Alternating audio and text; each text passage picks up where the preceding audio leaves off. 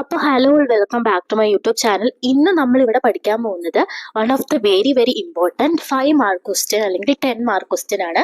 അപ്പോൾ ആ ഒരു ചാപ്റ്ററിന്റെ പേര് ആന്റിബയോട്ടിക് അല്ലെങ്കിൽ ആന്റി മൈക്രോബിയൽ സ്റ്റീവാർഡ്ഷിപ്പ് എന്ന് പറയുന്നതാണ്. അപ്പോൾ ഒന്നെങ്കിൽ നമുക്ക് ആന്റിബയോട്ടിക് സ്റ്റീവാർഡ്ഷിപ്പ് എന്ന് ചോദിക്കാം, ആന്റി മൈക്രോബിയൽ സ്റ്റീവാർഡ്ഷിപ്പ് എന്ന് ചോദിക്കാം. രണ്ടും സെയിം ആണ്. ഓക്കെ, അപ്പോൾ നമുക്ക് ഫസ്റ്റ് എന്താണ് സ്റ്റീവാർഡ്ഷിപ്പ് എന്ന് നോക്കാം, എന്നിട്ട് ആന്റിബയോട്ടിക് സ്റ്റീവാർഡ്ഷിപ്പ് എന്ന് പറയാം. അപ്പൊ സ്റ്റീവാർഡ് എന്ന് പറയുന്നത് നമുക്ക് ഏറ്റവും സിമ്പിൾ ആയിട്ട് പറയാം, supervising something.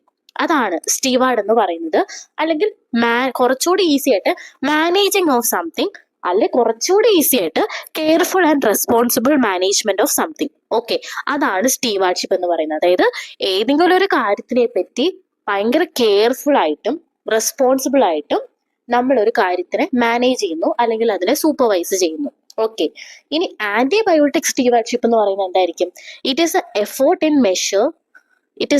To measure and improve how antibiotics are prescribe by clinicians and used by patient. അപ്പോൾ ആന്റിബയോട്ടിക് സ്റ്റീവാർഡ്ഷിപ്പ് എന്ന് പറയുമ്പോൾ നമുക്കറിയാം ഈ ആന്റിബയോട്ടിക് എത്രമാത്രം പേഷ്യന്റ് യൂസ് ചെയ്യുന്നു, അത് പ്രിസ്ക്രിപ്ഷൻ വഴിയാണോ, അത് മിസ്യൂസ് ചെയ്യുന്നുണ്ടോ, നമുക്ക് ഓട്ടോമാറ്റിക്കലി ഇപ്പോൾ ഫാർമക്കോളജി പഠിച്ച് തുടങ്ങുന്നവരാണെങ്കിൽ നമുക്ക് അറിയാൻ പറ്റും. നമുക്കൊരു കാര്യം അറിയാം, നമ്മൾ ഓവറായിട്ട് അല്ലെങ്കിൽ സാധായിട്ട് നിങ്ങൾ നോർമലായിട്ട് ചിന്തിച്ച് നോക്കുക, ഒരു മെഡിസിൻ നമ്മൾ കണ്ടിന്യൂസ് ആയിട്ട് എടുക്കാൻ തുടങ്ങി കഴിയുമ്പോൾ ആ ഒരു മെഡിസിന്റെ എഫക്റ്റ് കുറയും, അല്ലേ?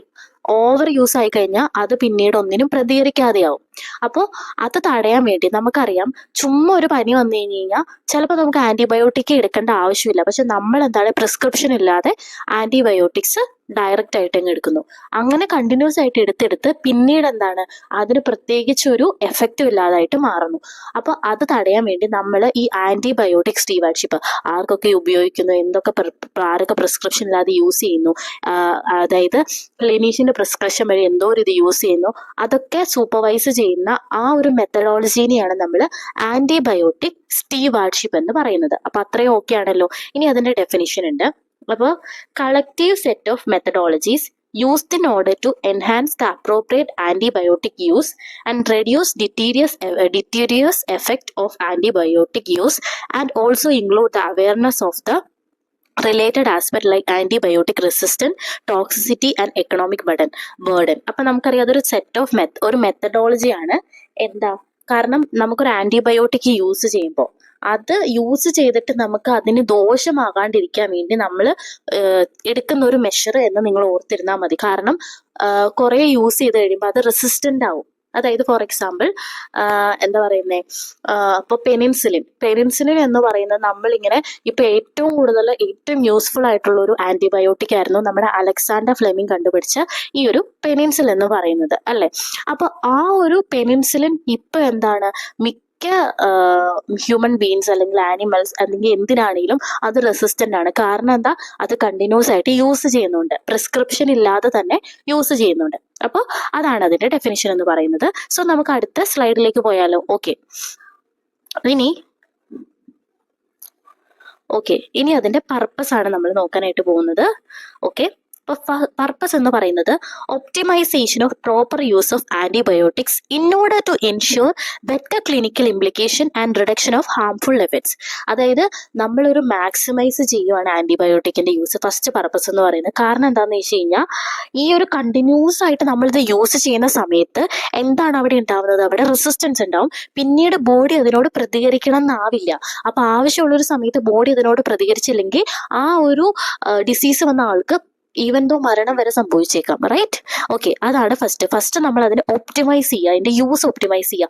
ആന്റിബയോട്ടിക് എപ്പോഴും ആവശ്യം വരുന്നില്ല. അപ്പൊ ആവശ്യം വരാത്ത പക്ഷം പേഷ്യൻസ് അത് ചിലപ്പോൾ ഡിമാൻഡ് ചെയ്യുന്നുണ്ടാവും. പക്ഷെ നമ്മൾ അത് അവർക്കത് പറഞ്ഞ് മനസ്സിലാക്കി കൊടുക്കുക. ആൻഡ് സെക്കൻഡ് വൺ എന്ന് പറയുന്നത് is to make antibiotic usage cost effective. അതായത് കോസ്റ്റ് എഫക്റ്റീവ് ആക്കുക.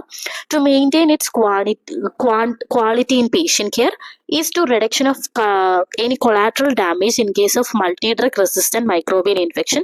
അതായത് എന്തെങ്കിലും ഡാമേജ് ഈ ഒരു ഇത് വഴി ഉണ്ടാക്കുക. ഇത് ഞാൻ അങ്ങനെ എക്സ്പ്ലെയിൻ ചെയ്യേണ്ട ആവശ്യമില്ല, ജസ്റ്റ് ഈസി ആയിട്ടുള്ളതാണ്. To prevent the generation and spread of anti microbial resistance. Okay, അതായത് the more anti microbial use more the resistance. നമുക്കറിയാം ഇത്ര ഉള്ളു ഇവിടെ, നമുക്ക് തന്നെ എഴുതാവുന്ന പോയിന്റേ ഉള്ളൂ. ഇത് വഴി നമുക്ക് അത് ഒപ്റ്റിമൈസ് ചെയ്യാൻ പറ്റും, അതിന്റെ ബാഡ് എഫക്ട്സ് ഒക്കെ തടയാനായിട്ട് പറ്റും. അങ്ങനെയൊക്കെയാണ് അതിന്റെ പർപ്പസ് എന്ന് പറയുന്നത്. ഓക്കെ, ഇനി അടുത്തതെന്ന് പറയുന്നത് 5R ഉണ്ട്. അപ്പൊ ഇത് എന്താണ് ആ ഒരു 5 hours ഓഫ് ഈ ഒരു ആന്റിബയോട്ടിക് സ്റ്റീവാർഡ്ഷിപ്പിന്റെ ഫസ്റ്റ് ആണ് reduction, responsibility, review, replacement, refinement. ഏതൊക്കെയാണ്? Reduction, responsibility, refinement, replacement and review. Reduction, replacement, refinement and responsibility. ഇതാണ് 5R. Okay, first one reduction. അതിന്റെ ഒരു എലാബറേറ്റഡ് ഫോം ആണ്. Every one who use anti microbial acknowledges that can cause harm. Obviously നമുക്ക് അറിയാൻ പറ്റുന്ന ഒരു കാര്യമാണ്, നമ്മൾ കണ്ടിന്യൂസ് ആയിട്ട് എന്തൊരു കാര്യവും യൂസ് ചെയ്യുന്നതിന് ഗുണമുണ്ട് ദോഷമുണ്ട്. Obviously, when we do use an antimicrobial, we should take action that reduce risk for future public health. അപ്പോൾ നമ്മൾ ആന്റിബയോട്ടിക് എടുക്കുമ്പോൾ അതിനെതിരെയായിട്ടുള്ള ഹാർംഫുൾ എഫക്റ്റ് മാക്സിമം തടയാനായിട്ട് നോക്കുക. അതാണ് responsibility. Reduction, when we can need to look for ways to reduce our resistance on antimicrobial. Refinement എന്ന് പറയുന്നത് when we use antimicrobial, we should ensure that we are using the right drug at right dose, right time, treating the right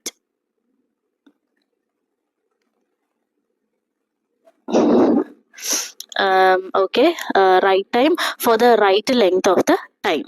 okay, അപ്പൊ ഇതൊക്കെയാണ് നമ്മൾ പറയുന്നത്. അപ്പൊ ഇത് ഞാൻ എന്താ പറയുന്നത്, ജസ്റ്റ് നിങ്ങൾക്ക് ഒന്നുമില്ല, ആ ഒരു ഇത് നിങ്ങൾ സ്വന്തം രീതിയിൽ നിങ്ങൾ എലാബറേറ്റ് ചെയ്യുക. പിന്നെ replacement, consider non antimicrobial products. അതായത് യൂഷ്വലി ആന്റിമൈക്രോബ്സ് അല്ലെങ്കിൽ ആന്റിബയോട്ടിക് യൂസ് ചെയ്യാതെ പക്ഷെ നമ്മൾ ആന്റിബയോട്ടിക്സ് കൊടുക്കാതിരിക്കുക. പിന്നെ review. Okay, decide on A specific strategy. അതാണ് 5R എന്ന് പറയുന്നത്. ജസ്റ്റ് ഒന്ന് പറഞ്ഞോളൂ, കാരണം ഈസിയാണ്, ഇമ്പോർട്ടൻ്റ് ആയിട്ടുള്ള പോർഷൻസ് ആണ് ഞാൻ ക്ലിയർ ആയിട്ട് എക്സ്പ്ലെയിൻ ചെയ്യുന്നത്. ഇനി അതിന്റെ കോർ എലമെന്റ്സ് എന്ന് പറയുന്നത് leadership, commitment, accountability, drug expertise, action, tracking, reporting and education. ഇനി അതിന്റെ സിഗ്നിഫിക്കൻസ്. ഫസ്റ്റ് വൺ എന്ന് പറയുന്നത് എന്താണ്? Patient care. എന്താണ് അതിന്റെ significance? Patient care. Second safety. Then third one treatment failure reduction. ഇനി ആന്റി മൈക്രോബിയൽ റെസിസ്റ്റൻസ് എന്ന് പറയുന്നത് ഓക്കെ,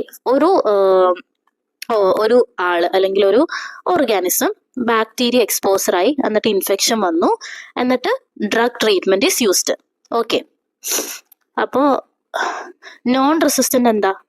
ഫസ്റ്റ് അത് വന്നു, ഓക്കെ, ഒരു ബാക്ടീരിയ അതിൽ നമ്മുടെ ബോഡിയിൽ ഇൻവൈഡ് ചെയ്തത് മൾട്ടിപ്ലൈ ചെയ്തു, നമ്മൾ ആന്റിബയോട്ടിക് കൊടുത്തു, അത് മൊത്തം ചത്തുപോയി. പക്ഷേ ഡ്രഗ് റെസിസ്റ്റൻസിൽ എന്താണ്? നമ്മൾ ഫസ്റ്റ് എക്സ്പോസ് ആയി, പിന്നെ മൾട്ടിപ്ലൈ ചെയ്തു, ആ ആന്റിബയോട്ടിക് കൊടുത്തിട്ട് വലിയ കാര്യമൊന്നുമില്ല. കാരണം എന്തായി? നമ്മളത് കണ്ടിന്യൂസ് ആയിട്ട് യൂസ് ചെയ്യുന്നതുകൊണ്ട് അതിന് ശീലമായി. ഓക്കെ, ഇതല്ലേ ഉള്ളൂ, ഞങ്ങൾക്കിത് ഹാൻഡിൽ ചെയ്യാവുന്നുള്ളൂ, ആ ഒരു രീതിയിൽ. ആടാ പറ. ഇനി നമ്മളത് പഠിക്കാൻ പോകുന്നത് അതിന്റെ ഇംപ്ലിമെന്റേഷൻ ആണ്. ഓക്കെ, അപ്പോൾ ഫസ്റ്റ് എന്ന് പറയുന്നത് അഡ്മിനിസ്ട്രേറ്റീവ് സപ്പോർട്ടാണ്.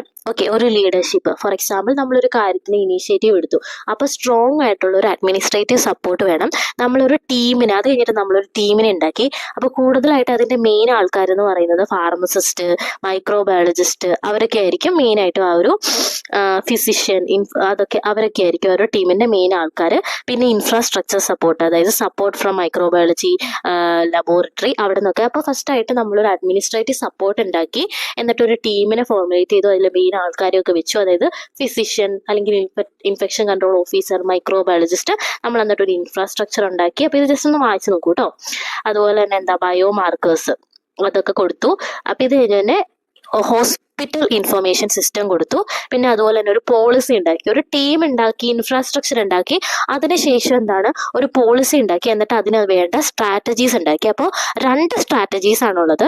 ഫ്രണ്ട് എൻഡ് സ്ട്രാറ്റജി അല്ലെങ്കിൽ formulatory restriction, back end strategy that is prospective audit and feedback.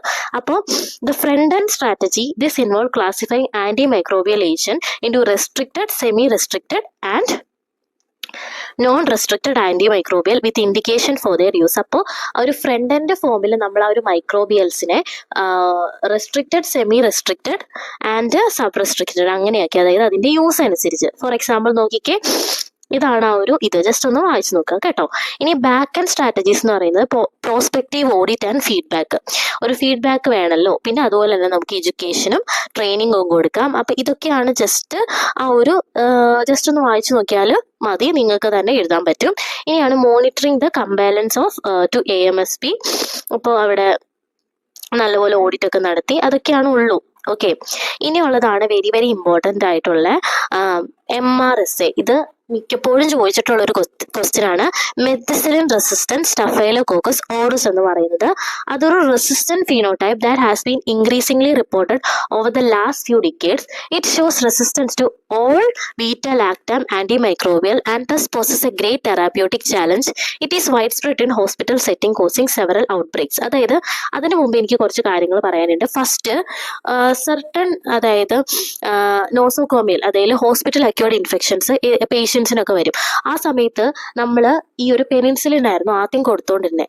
അതെന്താണ് വഴി ഇവഞ്ച്വലി അത് റെസിസ്റ്റന്റ് ആയി. അത് കഴിഞ്ഞിട്ട് നമ്മൾ മെത്തിസിലിൻ കൊടുത്തു, ഇവഞ്ച്വലി അതും റെസിസ്റ്റന്റ് ആയി. അപ്പോൾ നമ്മൾ ഓരോരോ ആന്റിബയോട്ടിക്കും മൈക്രോബിയൽസും കൊടുക്കുമ്പോൾ എന്താ സംഭവിക്കുന്നതെന്ന് പറഞ്ഞാൽ ഓട്ടോമാറ്റിക്കലി ഒരു ബാക്ടീരിയ റെസിസ്റ്റന്റ് ആവും. അതുപോലെ തന്നെയാണ് MRSAയും വരുന്നത്. അപ്പം മെത്തിസിലിൻ റെസിസ്റ്റന്റ്. അപ്പൊ സ്റ്റഫൈലോകോക്കസ് ഓറസ് നമ്മുടെ ബോഡിയിലെ ഒരു നോർമൽ ആയിട്ടുള്ള ഒരു കമൻസാലാണ്. അതായത് നിങ്ങൾ ഇത് നോട്ട് ചെയ്യുക, നമ്മുടെ ബോഡിയിൽ സ്റ്റഫൈലോകോക്കസ് ഓറസ് നോർമൽ ആയിട്ട് നമ്മുടെ സ്കിന്നിലും നാസൽ ലൈനിങ്ങിലും ഒക്കെ ഉണ്ട്.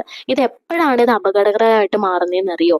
എന്തെങ്കിലും ഒരു കട്ട ഇഞ്ചുറി അല്ലെങ്കിൽ ട്രോമ വരുമ്പോൾ അല്ലെങ്കിൽ എന്തെങ്കിലും ഇൻഫെക്ഷൻ വരുമ്പോൾ ഇതെന്താണ്, ഇത് കുറച്ച് ഡേഞ്ചറസ് അല്ലെങ്കിൽ കുറച്ച് സീനായിട്ട് കഴിയുമ്പോൾ എന്താ നമ്മൾ അതിനെതിരായിട്ട് മെത്തിസിലിൻ കൊടുത്തു കഴിഞ്ഞപ്പോൾ ഇത് ഇവഞ്ച്വലി ഇങ്ങനെ കൊടുത്തു വന്നപ്പോൾ അത് റെസിസ്റ്റന്റ് ആയി. അപ്പൊ ഇത് ഭയങ്കരമായിട്ടുള്ളൊരു പ്രശ്നമാണ് ഹോസ്പിറ്റലിൽ ഉണ്ടാക്കിയിരിക്കുന്നത്.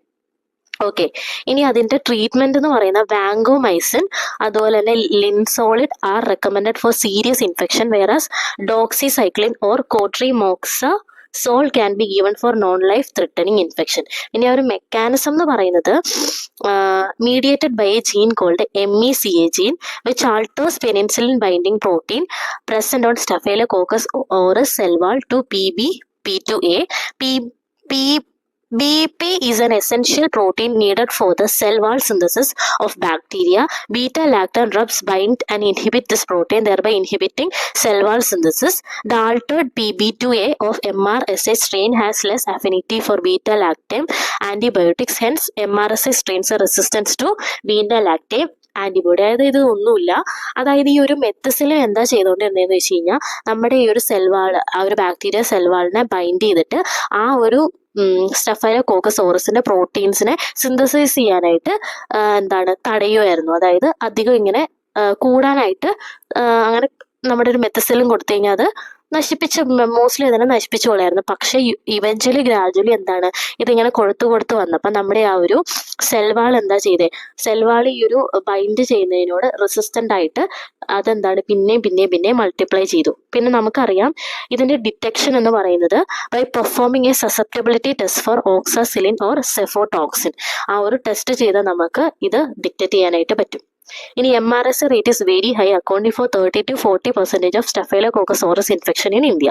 അപ്പൊ അത്രേ ഉള്ളൂ ഈ ഒരു ഇത്. പിന്നെ മൾട്ടി ഡ്രഗ് റെസിസ്റ്റന്റ് ഓർഗാനിസം എന്ന് പറയുന്നത് multi drug resistant organism that are resistant to multiple antibiotics or antifungals. MDRO can be difficult to treat and cause serious illness or even death. അത് നമുക്കറിയാം. ഇങ്ങനെ നമ്മൾ കുറേ ഏത് ആന്റിബയോട്ടിക് കൊടുത്താലും ഈ ഒരു ബാക്ടീരിയ വളർന്നുകൊണ്ടിരിക്കും. അത് ഭയങ്കര സീരിയസ് ആയിട്ടുള്ളൊരു കണ്ടീഷനാണ്. അപ്പോൾ common MDR, vancomycin resistant enterococci, methicillin resistant staphylococcus aureus, extended spectrum, ഇതൊക്കെയാണ് ആ ഒരു ഓർഗാനിസം എന്ന് പറയുന്നത്. അപ്പൊ ഇത്രേ ഉള്ളൂ ഈ ഒരു ചാപ്റ്റർ. കംപ്ലീറ്റ് ഞാൻ തന്നിട്ടുണ്ട്, എല്ലാം പറഞ്ഞിട്ടുണ്ട്. ഈ ഒരു ചാപ്റ്ററിൽ ഇത്രയും ഫുള്ള് നിങ്ങൾ എഴുതി കഴിഞ്ഞ് കഴിഞ്ഞാൽ നിങ്ങൾക്ക് ഉറപ്പായിട്ടും ഫുൾ മാർക്ക് കിട്ടും, അതിന് ഞാൻ ഗ്യാരണ്ടി. പിന്നെ MRSA സ്പെഷ്യൽ ആയിട്ട് ചോദിച്ചാൽ നിങ്ങൾ ഇത് എഴുതുക. ഫസ്റ്റ് നിങ്ങൾ മൾട്ടി ഡ്രഗ് റെസിസ്റ്റന്റ് ഓർഗാനിസത്തിനെ പറ്റി എഴുതുക, എന്നിട്ട് ഈ ഒരു MRSAനെ പറ്റി എഴുതുക. എന്നിട്ട് ഞാൻ പറഞ്ഞ പോലെ ഇങ്ങനെ എഴുതിക്കോളൂ കേട്ടോ. അത് ഞാൻ കൊടുത്തിട്ടില്ല.